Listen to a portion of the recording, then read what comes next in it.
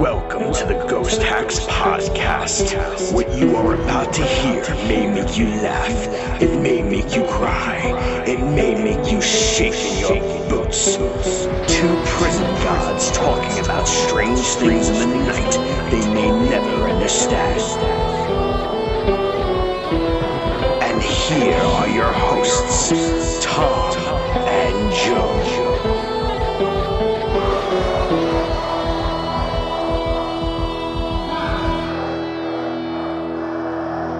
Hey, what's going on, everybody?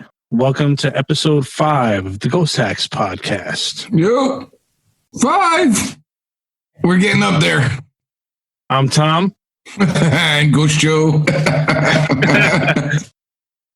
So today's episode, we're going to be talking about possession and exorcism, amongst a couple other things too.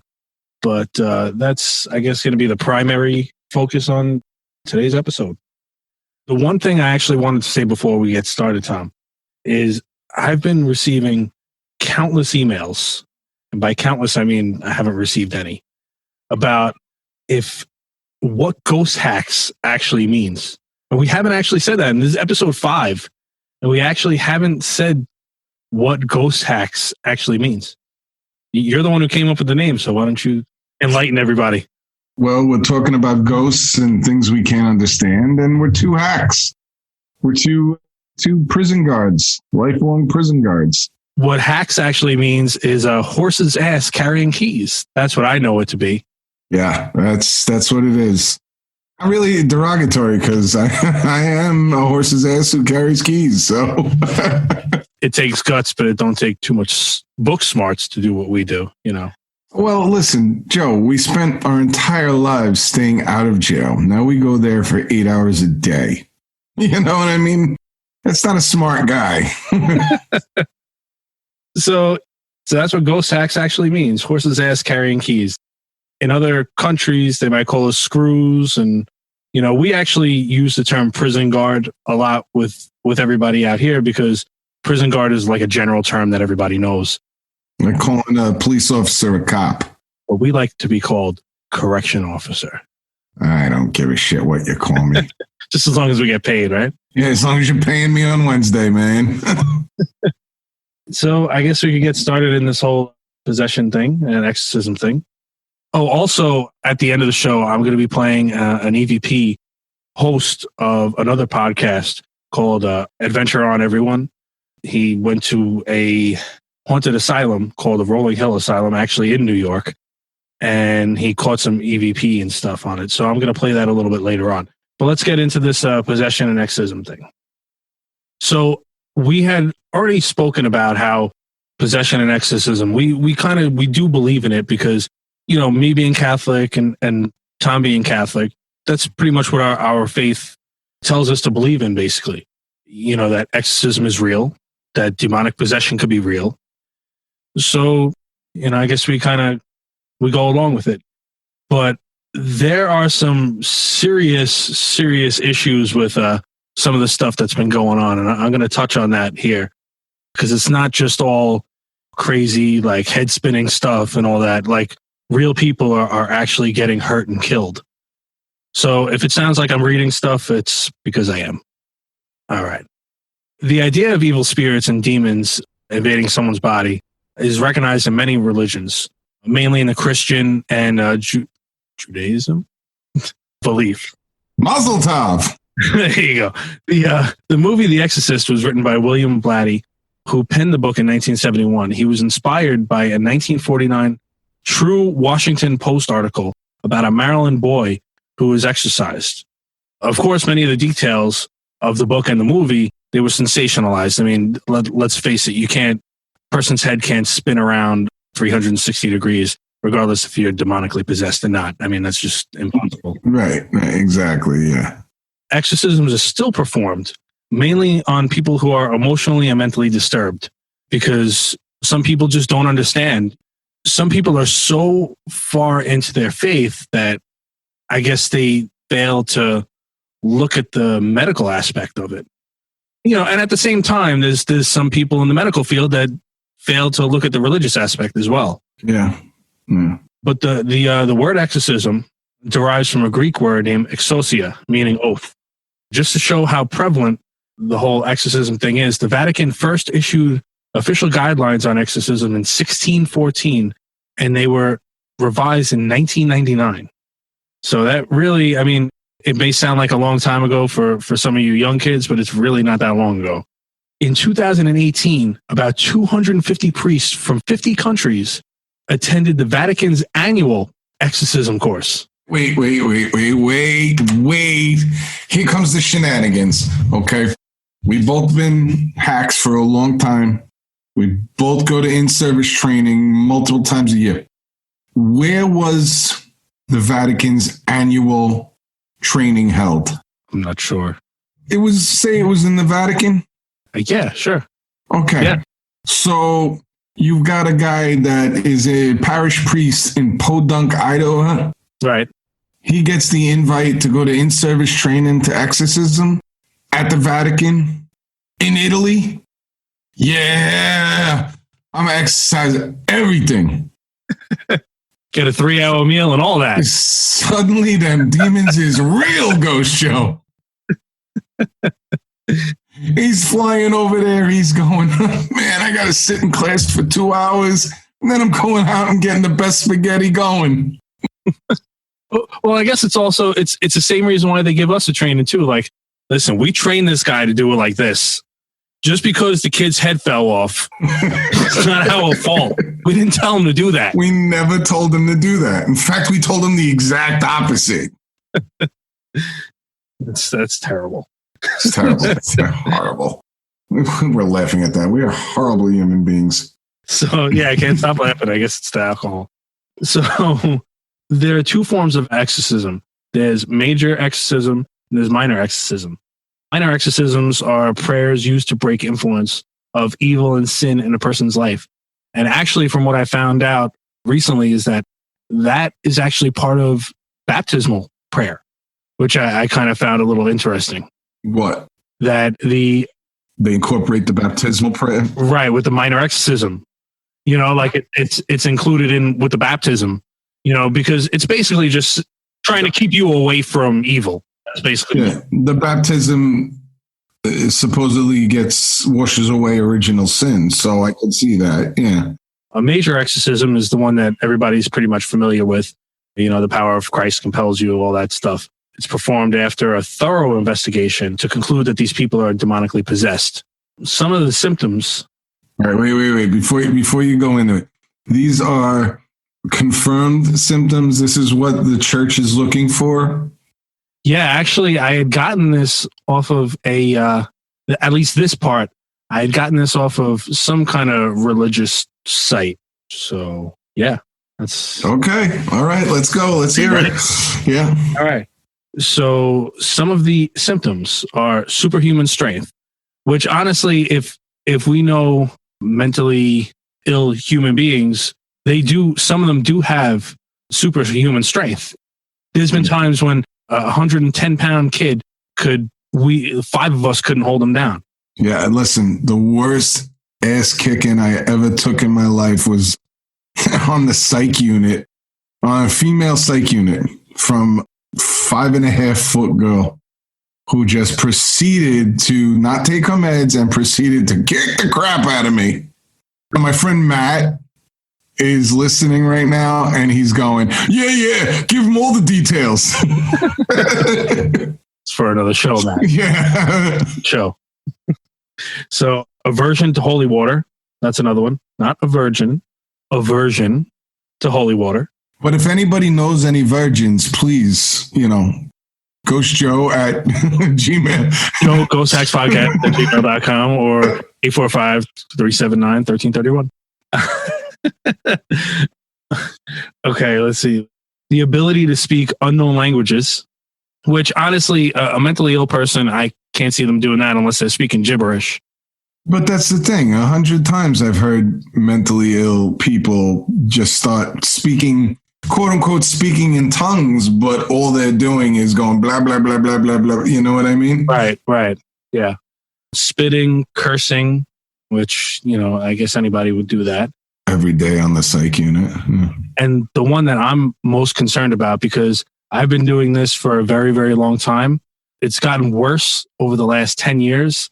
And I'm actually kind of nervous. When I read this, it definitely put some flags up for me. Excessive masturbation. Yeah. It's a horrible thing. Get that wedding ring, suffering, masturbationing. But see, what I'm curious about is, do I get demonically possessed because I'm excessively masturbating? Or am I demonically possessed because I'm excessively masturbating? That's what I'd really like to know. The chicken and the egg. Actually, that started out as a joke there, but is the church's stances because you're excessively masturbating, is that opening you up to the possibility of being more prone to be possessed? Or is it a scare tactic from the church? Oh, absolutely. That could. Like they're all about, no masturbation, no sex before marriage and all that stuff.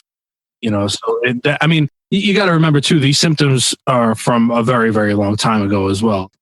Unfortunately, because of the unknown nature of the differences between mental illness and possession, many people have died due to people trying to exorcise the demons.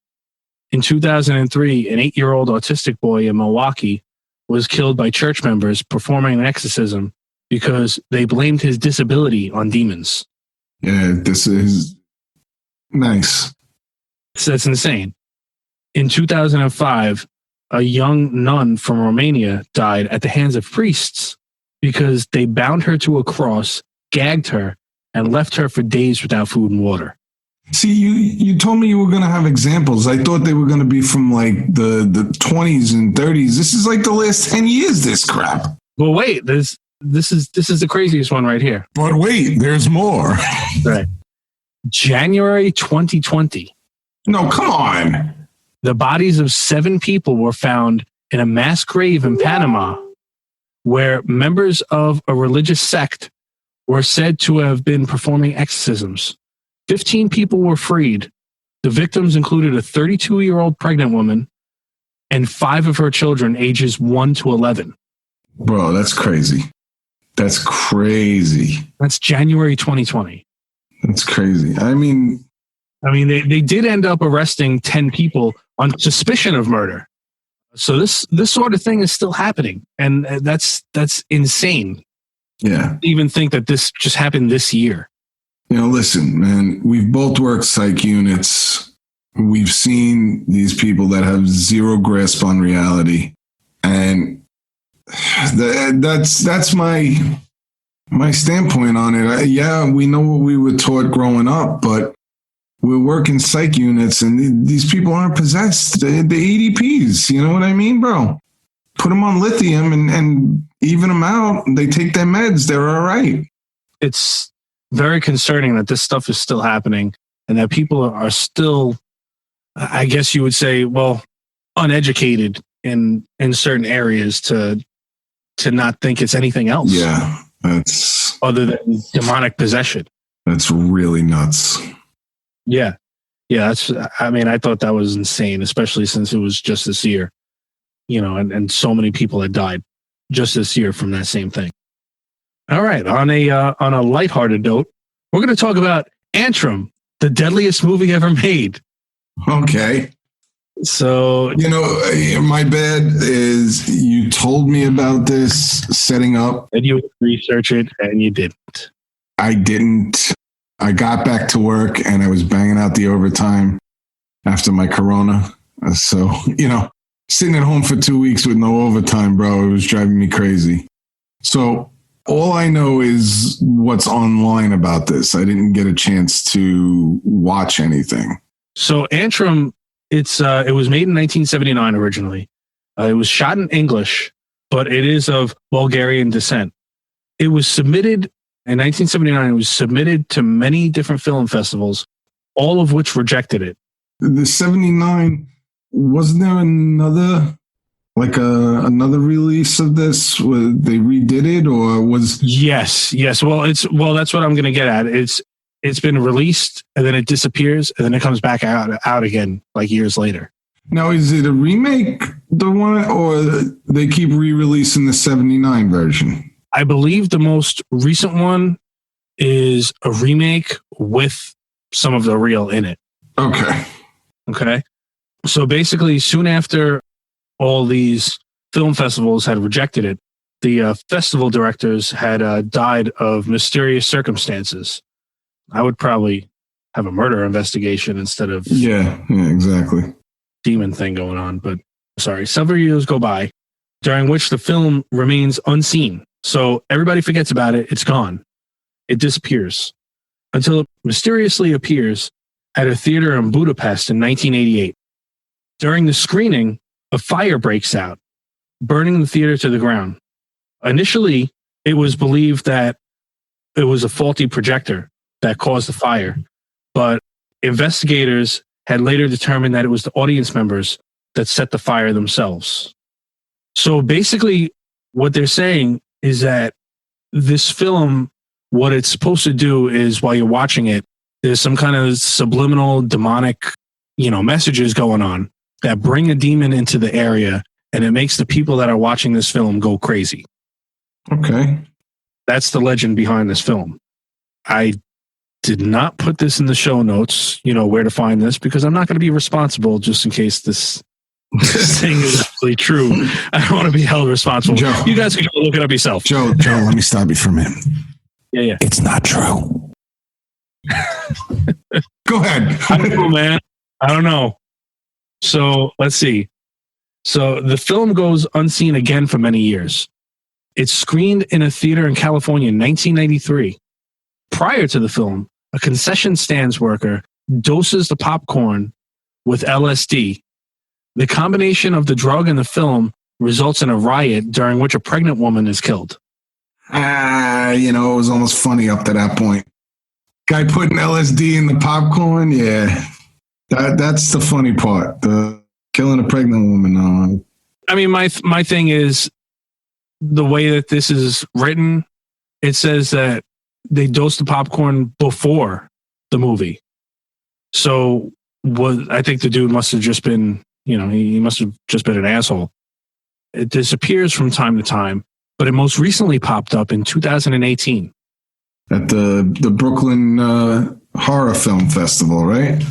Is that where I didn't know that? I didn't have that on here. Yeah, I know it was shown for Halloween. I think they did the Brooklyn Horror Film Festival in 2018. That's what where I know it from. I didn't know it was a 70s movie.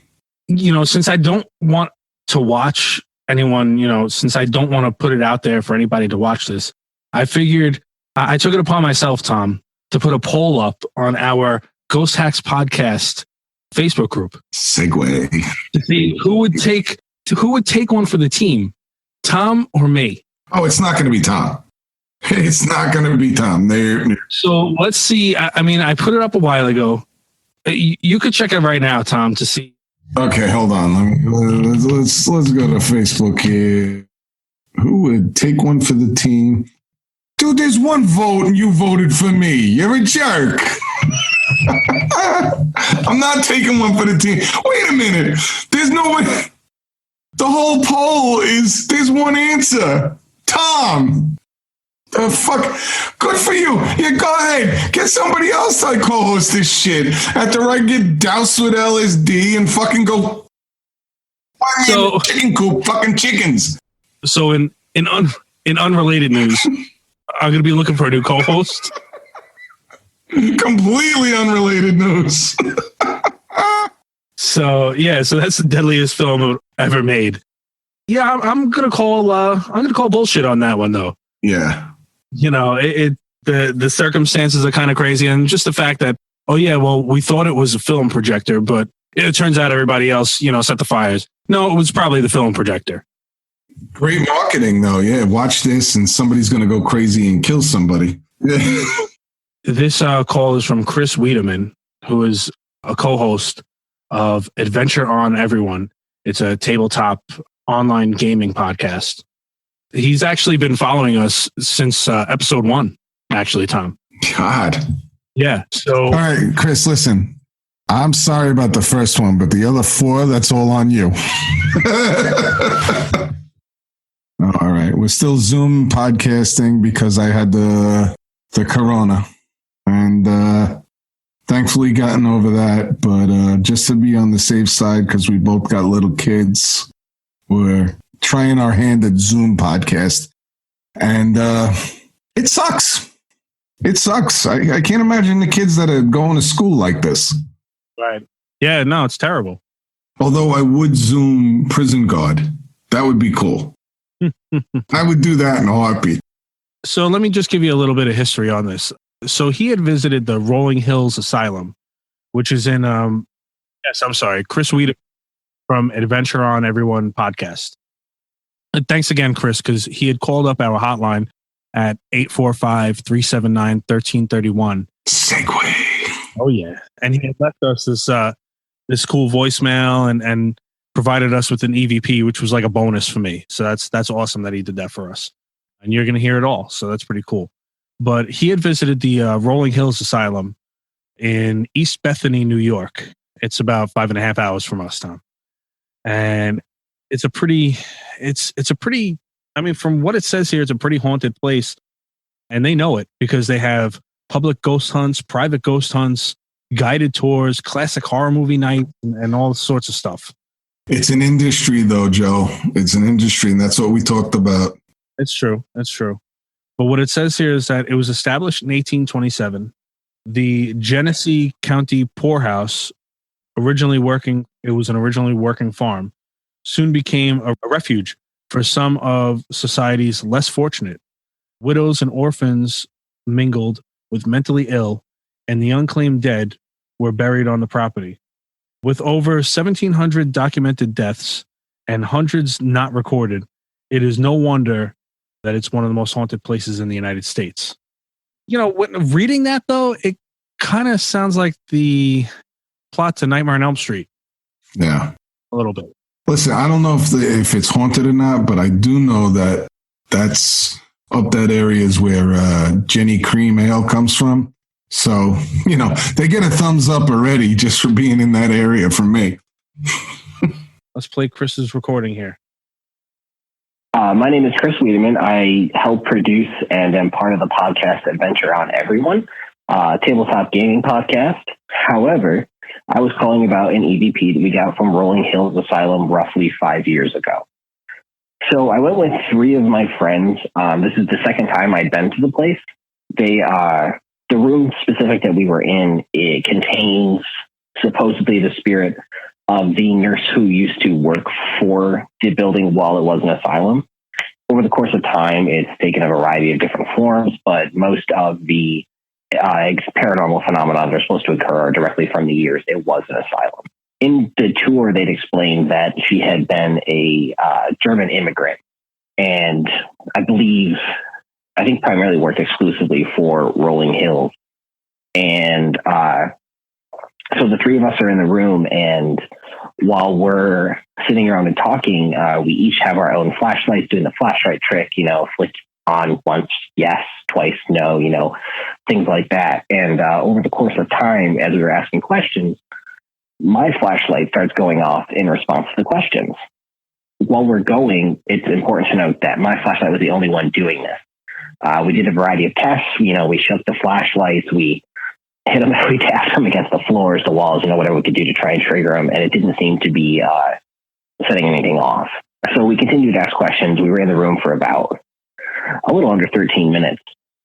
And, you know, we toured the rest of the place. We made sure we were capturing group noises, each of our own individual voices, so we could compare and contrast later on. Well, the night finishes up and we're leaving, and we have 5 or 6 separate recordings we're listening to. So we decided on the drive home to quickly throw in an aux cord and start listening to the recordings. Now, the reason I noted that it was important to realize that my flashlight was the only one that was reacting to anything is my phone was the first one that we decided to play off of. And in that 12-minute recording in the nurse's room, we're flying down a road going like about 55 when my friend just starts yelling and like nearly crashes the car into a ditch, and we pull over to the side of the road and we listen back to the track, and out of nowhere, a voice we didn't recognize pops up. And we listened to it probably 50 times. I sent it to different people, and they couldn't find on the waveform where we had the voice. It seems like there's no reaction in the waveform itself.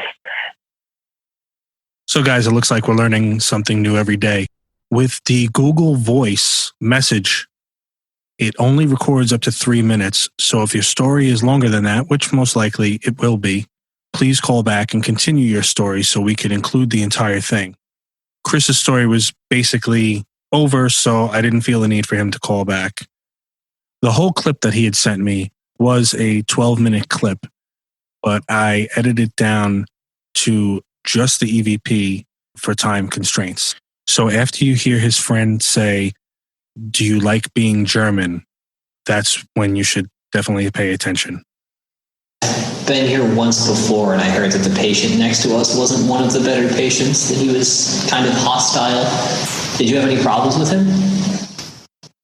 Did you enjoy being German in a country that might have thought poorly of immigrants? Did you enjoy being German in a country that might have thought poorly of immigrants?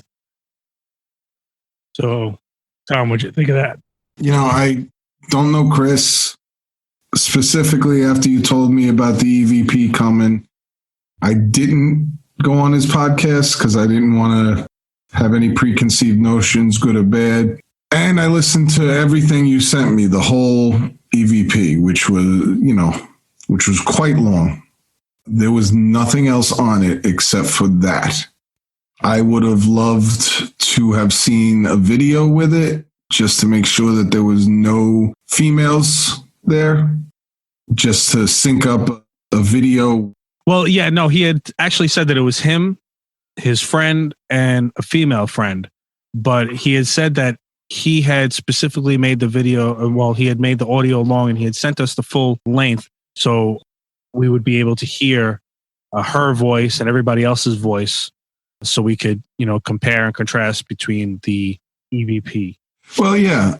Look, on its face, that's something that deserves more investigation. Two things that give me pause on it is the first one, they're in a place where it's industry. Well, they've turned that into an industry. So you're going in there being a true believer, whether you like it or not. Also, I found the question a little odd.